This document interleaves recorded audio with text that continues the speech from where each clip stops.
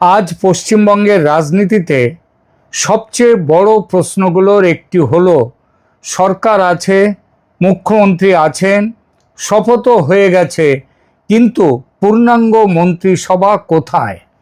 ভোটের ফল বেরিয়েছে 22 দিন আগে। মুখ্যমন্ত্রী সহ 6 জন মন্ত্রী শপথ নিয়েছেন, 17 দিন হয়ে গেল, কিন্তু এখনও পুরো মন্ত্রিসভা গঠিত হয়নি। এটা কি স্বাভাবিক প্রশাসনিক বিলম্ব, নাকি এর পেছনে চলছে তীব্র গোষ্ঠীদ্বন্দ্ব, ক্ষমতার টানাটানি আর পর্দার আড়ালের লবি রাজনীতি? দর্শক, পশ্চিমবঙ্গের মতো বিশাল রাজ্যে সরকার গঠনের পরে এত দীর্ঘ সময় ধরে মন্ত্রিসভা ঝুলে থাকা কোনো ছোটোখাটো বিষয় নয়। কারণ মন্ত্রিসভা শুধু রাজনৈতিক পুরস্কার বন্টনের জায়গা নয়, এটা প্রশাসনের ইঞ্জিন।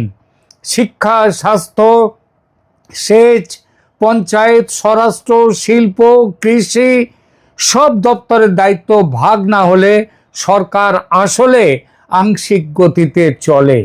আর যদি 22 দিন পরেও সেই দায়িত্ব ভাগ ঠিক না হয়, তাহলে প্রশ্ন উঠবেই, দল কি সরকার চালাতে প্রস্তুত ছিল, নাকি শুধু মমতা সরকারের দুর্নীতির বিরুদ্ধে আওয়াজ তুলতেই শুধু ব্যস্ত ছিল, তার বাইরে কিছু ভাবেনি?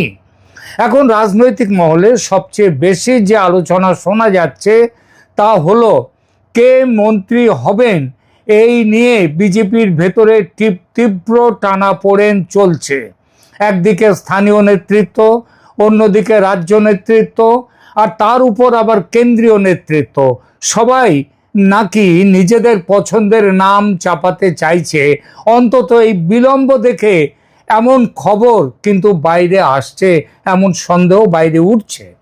অনেক বিধায়ক মন্ত্রী হতে চাইছেন, অনেক গোষ্ঠী নিজেদের প্রতিনিধিত্ব চাইছে, আর সেই লড়াই এতটাই গভীর যে মন্ত্রিসভা গঠন প্রক্রিয়াটাই আটকে গেছে, এমন জল্পনা এখন সর্বত্র। এখানেই শেষ নয়, আরও বড় যে কথাটা ঘুরছে তা হলো, বিজেপির সাংগঠনিক শিবির আর আরএসএস ঘনিষ্ঠ অংশের মধ্যে নাকি এক ধরনের সংঘর্ষের পরিস্থিতি তৈরি হয়েছে কারা মন্ত্রী হবেন সেটা নিয়ে।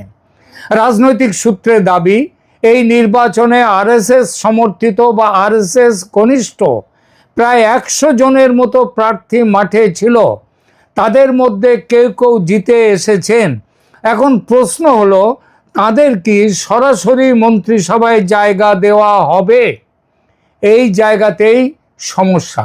কারণ রাজনৈতিক পর্যবেক্ষকদের একাংশের মতে পশ্চিমবঙ্গে আরএসএসের সাংগঠনিক উপস্থিতি থাকলেও মাটির সঙ্গে সরাসরি তাদের উপস্থিতি এবং প্রশাসনিক কাজের অভিজ্ঞতা তাদের বহু মুখের নেই।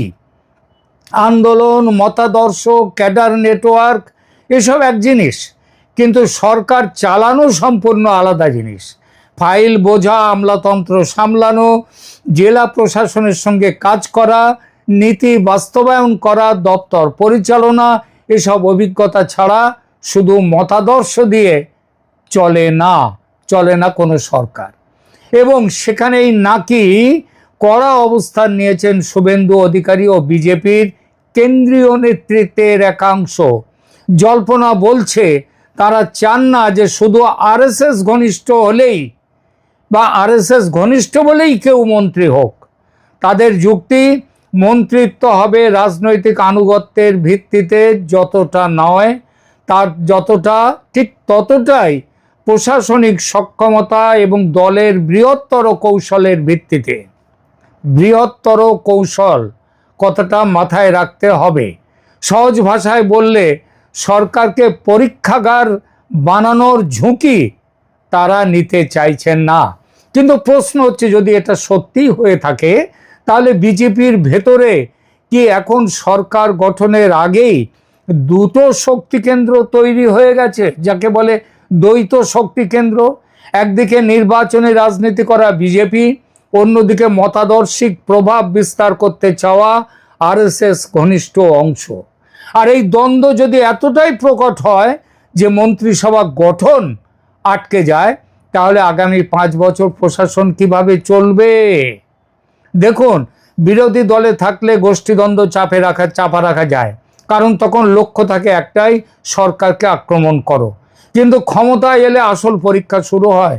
যেমন মমতা ব্যানার্জি বিরোধী হিসেবে এক ছিলেন, আর তারপর সরকারে বসার পর তিনি যে কি জিনিস ছেড়ে দিয়েছেন, কোথায় নিয়ে গেছেন রাজ্যটা, সেটা তো আমরা সবাই দেখতে পাচ্ছি। সুতরাং বলা হয় যে ক্ষমতায় এলে তখন আসল পরীক্ষা শুরু হয়। তখন কে কোন দপ্তর পাবে, কার কত প্রভাব থাকবে, কাকে সামনে আনা হবে, কার রাজনৈতিক ভবিষ্যৎ তৈরি করা হবে, এসব নিয়ে লড়াই প্রকাশ্যে না এলেও ভেতরে ভেতরে কিন্তু বিস্ফোরণ শুরু হতে থাকে। পশ্চিমবঙ্গে আজ বিজেপির পরিস্থিতি দেখে মনে হচ্ছে তারা হয়তো নির্বাচনী সাফল্যের জন্য প্রস্তুত ছিল, মানুষও প্রস্তুত ছিল তাদের আনার জন্যে, কিন্তু প্রশাসনিক ক্ষমতা বন্টনের জন্য বিজেপি পুরোপুরি প্রস্তুত ছিল না। আর এখানে শুভেন্দু অধিকারীর ভূমিকা অত্যন্ত গুরুত্বপূর্ণ, কারণ পশ্চিমবঙ্গে বিজেপির মুখ হিসেবে তাকে সামনে রেখে বহু রাজনৈতিক সমীকরণ তৈরি হয়েছে। এখন যদি মন্ত্রিত্ব বন্টনে তার মতামতকে গুরুত্ব বেশি পরিমাণে দেয়া হয়, তবে কারণ তার একটা প্রাক্তন তৃণমূলের একটা ইমেজ আছে, কিন্তু তৃণমূলের বিরুদ্ধে লড়াই কে কতটা করেছেন সেটা যদি জানতে হয়, দেখতে হয়, তবে দেখা যাবে সবার আগে যিনি আছেন তার নামটি শুভেন্দু অধিকারী।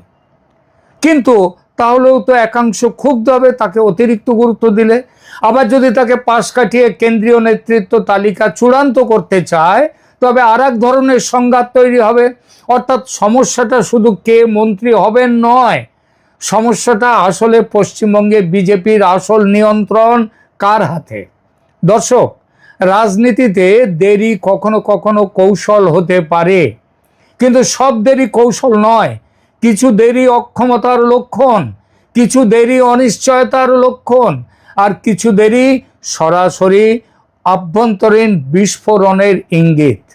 পশ্চিমবঙ্গের এই মন্ত্রিসভা বিলম্ব কোন শ্রেণীতে পড়ছে সেটাই এখন বড় প্রশ্ন। কারণ যদি সত্যিই মন্ত্রীপদ নিয়ে এত বড় সড়ো টানাটানি শুরু হয়ে থাকে, তাহলে 3টি বড় রাজনৈতিক বার্তা কিন্তু এসে যায়।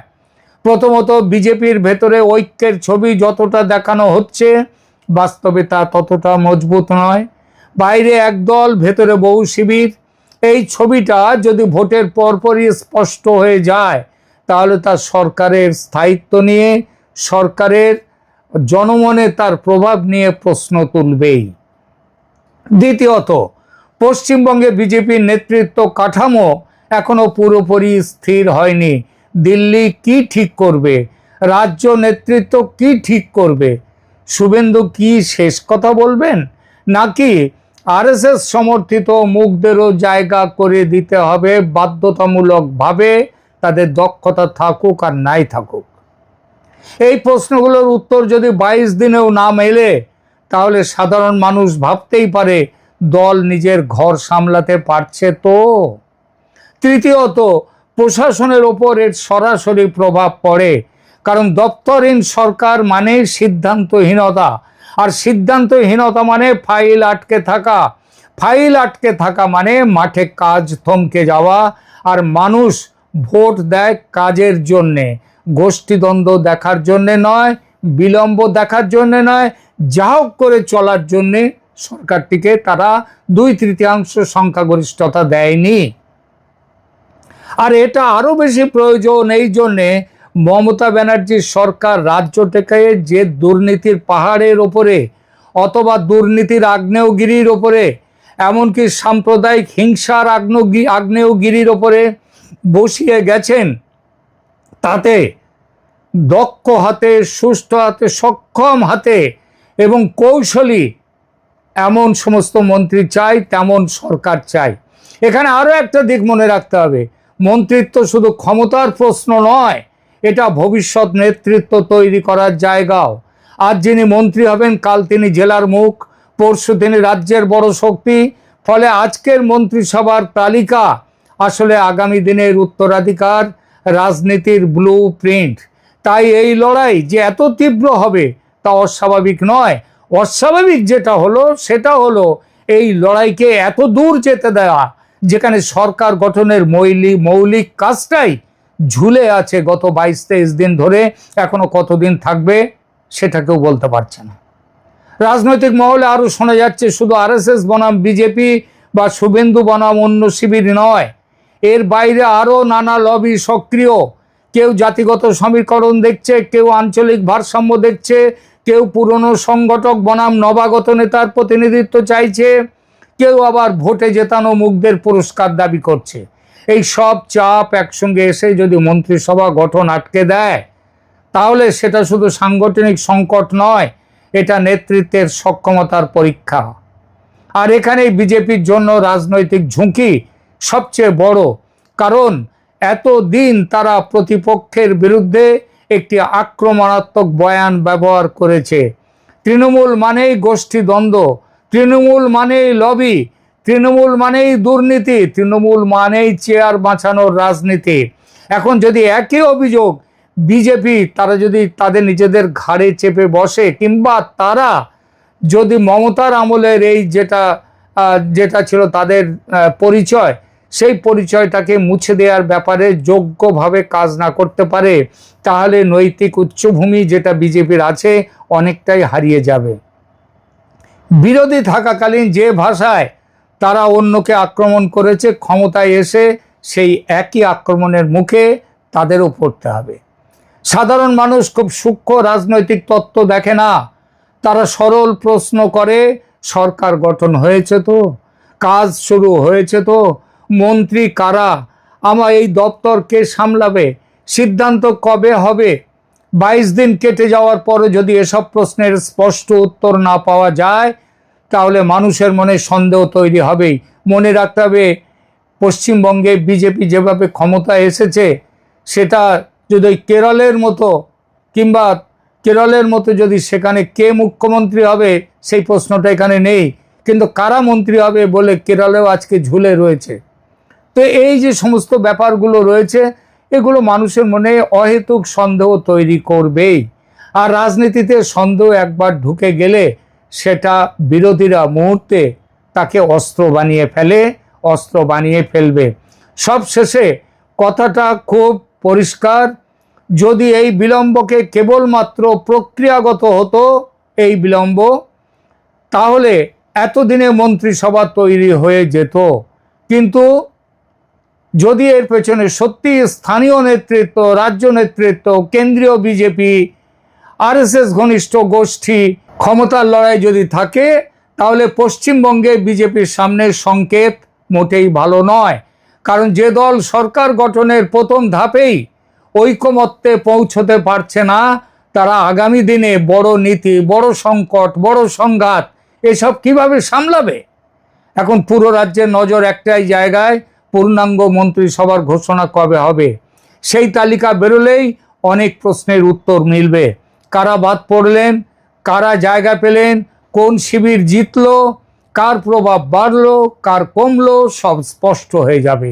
কিন্তু ততক্ষণ পর্যন্ত একটা কথাই বলা যায়, পশ্চিমবঙ্গে শুধু সরকার গঠন হয়নি, শুরু হয়েছে ক্ষমতার ভেতরে ক্ষমতার যুদ্ধ। আর এই যুদ্ধ যত দীর্ঘ হবে, বিজেপির ভবিষ্যৎ পথ কিন্তু তত বেশি করে প্রশ্নের মুখে পড়বে। কথাটা বিজেপির নেতৃত্ব তারা মাথায় রাখলে ভালো হয়। ধন্যবাদ।